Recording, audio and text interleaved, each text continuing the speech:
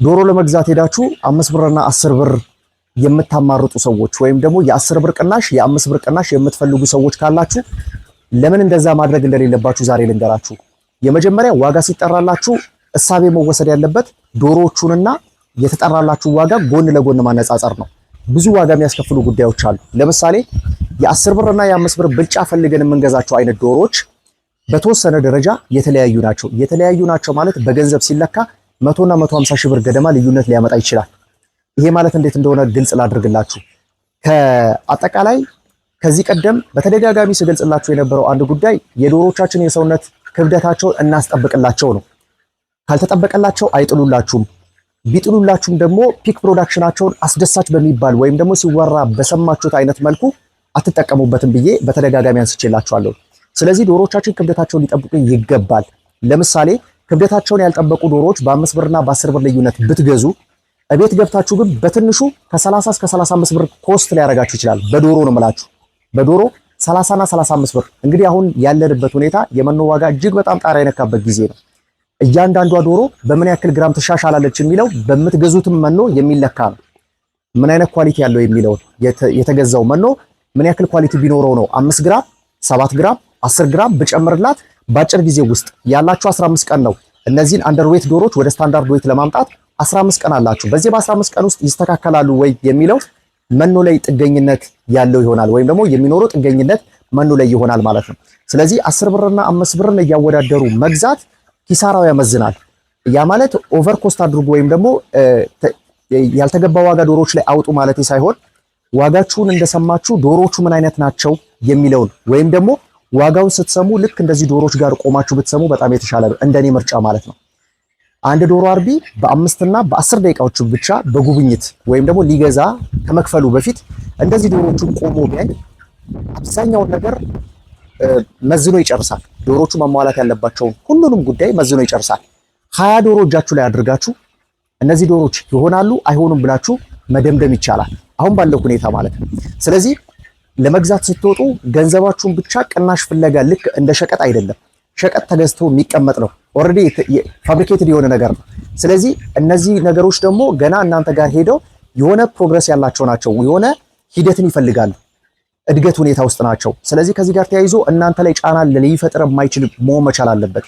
5 ብርና 10 ብር ፍለጋ ብቻ ተንከራታችሁ ደህና ዶሮ አገኘው ልትሉ አትችሉ። ዋጋ እየቀነሰ በሄደ ቁጥር ዶሮዎች ላይ በተወሰነ ደረጃ የኳሊቲ መጓደል፣ የስታንዳርድ መጓደል፣ ማሟላት ያሉባቸው እያንዳንዱ ነገሮች ተሟልተዋል ብለን መደምደም አይቻልም። ለምን የዶሮቻችንን ክብደት እናስጠብቅ ብንል፣ ጤናቸውን በሽታ ሳይገባ እንቆጣጠር ብንል፣ ባዮሴኩሪቲ ራሱን የቻለ ራሱ ኮስት የሚያደርጋችሁ ጉዳይ አለ። ስለዚህ የሆነ የ5 ብር የ10 ብር ልዩነት ምንድነው ለውጡ? እኔ ጋር መጥቶ ከዚህን ያክል ያስወጣኛል አያስወጣኝም የሚለውን ማወቅ አስፈላጊ ነው። በሽተኛ ዶሮዎችን ብትገዙ እንደው ያ ማለት ብዙ ሞርታሊቲ የሌላቸው ለምሳሌ ቀለል ያለ ከዚህ ከፓራሳይት ሎድ ጋር ተያይዞ ከዚህ ከአንጀት በሽታ የምንለው ከኮክሲዶሲ በሽታ ጋር ብንመለከት ለ3 ቀን ያክል እንኳን መድኃኒት ብትሰጧቸው ምን ያክል ኮስት ያደርጋቸዋል? ያቺ እናንተ ስትከራከሩባት የነበረችዋ ወይም ደግሞ በጣም ስትንከራተቱባት ከቦታ ቦታ ስታስሱበት የነበረው ዋጋ በቀላሉ እዚህ ጋር ታወጡታላችሁ። ያውም ደግሞ 3 ቀን ያልኳችሁ ላይሆንም ይችላል፣ ላይድንም ይችላል። ከዚህ በተጨማሪ ደግሞ ወዲያው የሰውነት ክብደታቸው እንዳይቀንስ እንዲሁም ደግሞ የሰውነት ክብደታቸውን እየጨመሩ እንዲሄድ ጥሩ የሆነ ለውጥ ለምን ፊታቸው የእንቁላል መጣያ ጊዜያቸው እየደረሰ ነው። ስለዚህ እዚህ ጋር ጥቃቅን የሚባሉ ችግሮችን እያጸዳን መሄድ ይኖርብናል ማለት ነው። ስለዚህ የተወሰነ ዋጋ ልዩነት ሲኖር ተመሳሳይ እድሜ ላይ ሆነው ተመሳሳይ ዝርያ ሆነው የዋጋ ልዩነት አለ ማለት በተወሰነ መልኩ የሆነ የሚያስጠረጥር ነገር ሊኖር ይችላል ማለት ለምን ቀነሰ የሚለውን መጠየቅ ያስፈልጋል። ስለዚህ ያልተገባ ደግሞ ዋጋ ጭማሪ አድርጉና ግዙ አይደለም፣ ስራውንም አዋጭ ላይ ያደርገው ይችላል። ስለዚህ ከዚህ ጋር ተያይዞ ችግሮችን መለየት ያስፈልጋል። ለምሳሌ በክብደት ማነስ፣ በበሽታ ዩኒፎርሚቲ ጉዳይ ወይም ደግሞ ያለመመጣጠን ጉዳይ ከሆነ ከ5 እና 10 ብር አይደለም 20 እና 30 ብር ያስወጣችሁ የሚችልበት ሁኔታ አለ። በዚህ ድርድር አታርጉ። ለምን የሚቆጣጠረው ማን ነው? መድኃኒትና መኖ ነው። ስለዚህ በመድኃኒትም ከፍተኛ ውጪ ታወጣላችሁ፣ በመኖም ከፍተኛ ውጪ ታወጣላችሁ። ስለዚህ ዶሮቻችን ስንገዛ በተቻለ መጠን የሚፈለገውን ያክል ኒውትረንት ወስደው እጃችን ላይ እንኳን ዶሮ የመሆን አይነት ባህሪም ቢያሳዩ በጣም የተሻለ ይሆናል ማለት ነው። ስለዚህ በየቦታው ተንቀሳቅሳችሁ የምትገዟቸው አይነት ዶሮዎች ዋጋ ላይ እዛም ታማርጣላችሁ እዚህም ታማርጣላችሁ። 10 ብርና 5 ብር ተጎድታችሁ በጣም የተሻለ ዶሮ ብትገዙ ነገ በጣም ሪስኩን ይቀንስላችኋል። የሆነ አይነት ጉለት ያለበትን ዶሮ ደግሞ ወስዳችሁ ቤት መግባት በተለይ ጀማሪ ሆናችሁ ልምድ ኖሯችሁ ራሱ በጣም በእርግጠኝነት የምነግራችሁ በጣም ትፈተናላችሁ። ለምን ኤግዛክት የሆነ መድኃኒቱን ወይም ደግሞ በሽታውን ልትለዩት የምትችሉበት በጣም ረጅም ጊዜ ይወስድባችኋል። በጣም ከከሰራችሁ በኋላ ሊሆን ይችላል ትክክለኛውን አይነት መድኃኒት ላይ የምትደርሱበት። ስለዚህ ትንሽ ሊያስቸግራችሁ የሚችልበት አይነት ሁኔታ ውስጥ እንዳትገቡ ዶሮቻችንን እንዴት መምረጥ አለብን የሚለው ከዚህ ቀደም ቪዲዮ ላይ ቀቅላችኋለሁ። እነዚህ የምትመለከቷቸው በግራም በቀኝም ያሉ አይነት ዶሮችን አርቢውን ፋርማችን ጋብዘን መጥቶ እንዲያይ ያዘዛቸውን አይነት ዶሮች ምን ይመስላሉ የሚለውን አይቶ በነገራችን ላይ እኛን እንኳን እንዲገመግም አብዛኞቹ የኔ ሰልጣኞች ናቸው። በነገራችን ላይ የኔ ተማሪዎች ናቸው፣ የኔ ደንበኞች ማለት ነው። ስታንዳርዱን ነው የምንማረው። ስንማር በ3 ቀን ውስጥ ዓለም አቀፋዊ የሆነ ስታንዳርድ ነው ፕሮፌሽናል እንዲሆኑ ነው የምናስተምራቸው። በዛ ልክ ግን እኛን ወርደው ደግሞ ይገመግማሉ ማለት ነው። የሚወስዱት ከኛ ነው፣ የምናቋቁማቸውን ከኛ ነው፣ የምናደራጃቸው ከኛ ነው። መልሰው እኛን ይገመግሙናል ማለት ነው። በጣም በጣም ቻሌንጅ የሚያደርገን ይሄ ነው።